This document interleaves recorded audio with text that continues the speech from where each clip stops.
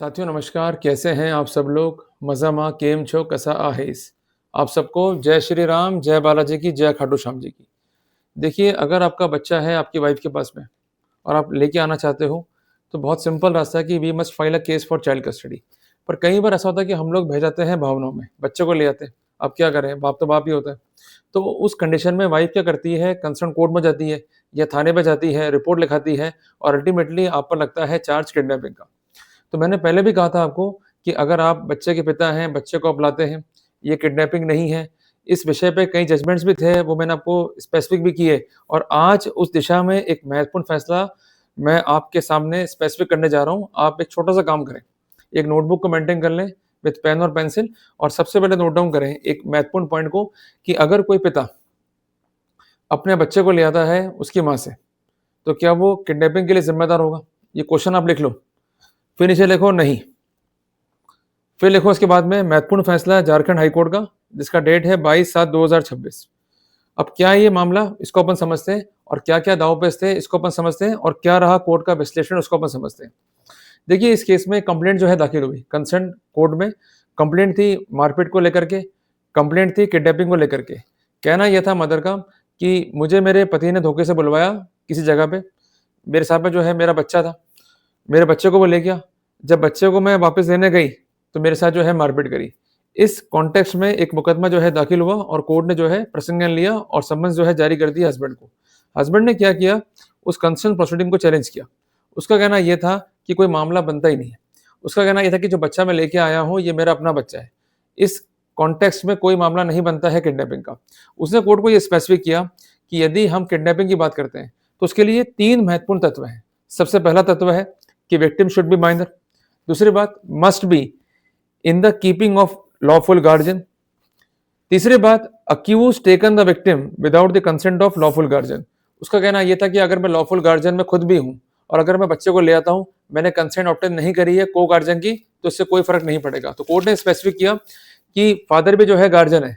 दस mere taking of child by father from mother is not an offence as per section 361 of IPC. ये आप जो है note down कर लो। मैं इसको पुनः जो है रिपीट कर देता हूँ और आपको हिंदी में जो है लिखवा देता हूँ कि सिर्फ बच्चे को ले आना एक फादर के द्वारा from custody of mother is not an offence as per section 361 of IPC. ये सेक्शन वर्तमान में क्या हो गया है 137 ऑफ बीएनएस। और इसके अलावा कोर्ट ने कहा कि जो कंसर्न मदर है उसे कन्फाइन किया गया या उसे जो है छोटे कारित की गई हो, ऐसा कोई मटेरियल जो है फाइल पे नहीं है टू सस्टेन द सेम।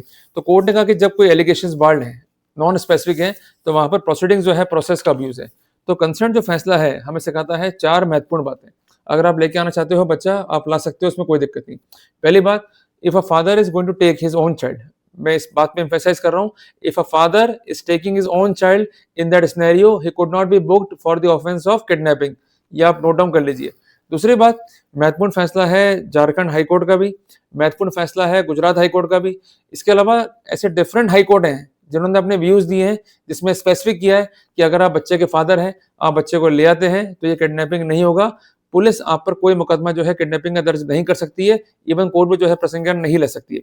इसके अलावा आप ये बात जो है नोट डाउन कर लें पॉइंट नंबर 3 के अंदर कि किडनैपिंग तभी बनेगा जब बच्चा आपका नहीं, उस बच्चे को आप जो है ले आते हैं और लाने के कॉन्टेक्स्ट में कोई कंसेंट नहीं है लॉफुल गार्जियन की। पर अगर आप पिता हैं, लॉफुल गार्जियन हैं, तो वहां पर कंसेंट जो है रिक्वायर्ड नहीं है मदर की। इसके अलावा अगर मदर जो है कटाती भी है एफआईआर, तो आप क्वेश्चन में जा सकते हैं, इसमें कोई घबराने की आवश्यकता नहीं होती है।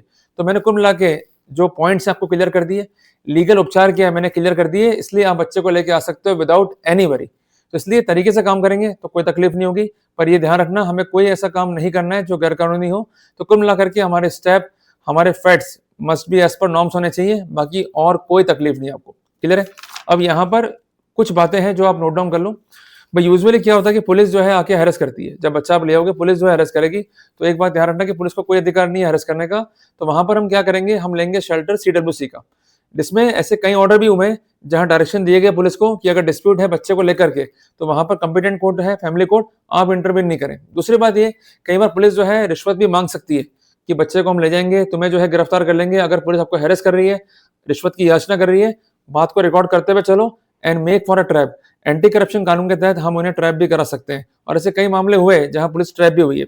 तीसरी इंपॉर्टेंट बात कि जब भी इस तरह की स्थितियां आ रही है, वहां घबराए नहीं, कंसल्ट करें लॉयर से, और आगे के क्या स्टेप लेने हैं वो लॉयर से पूछ के आप जो है ले सकते हैं। और चौथी इंपॉर्टेंट बात, अगर एफआईआर कार्ड भी दी गई है, अपना ज्ञापन जो है सौंप दें। इसके अलावा अगर पुलिस नहीं मान रही है, पुलिस जो है जांच कर रही है, there is no need to go for anticipatory bail, हम डायरेक्टली क्वेश्चनिंग में जा सकते हैं। तो कुल मिलाकर के मैंने आपको रेमेडी, स्पेसिफिकेशंस, करना क्या होता है, ये मैंने कन्वे कर दिया है इजी वे में। तो आपके अपने बच्चे हैं, आप ला सकते हैं, इसमें कोई डरने की जो है बात नहीं है। जल्दी मिलेंगे एक नए टॉपिक के साथ। टिल देन, जय राम जी की।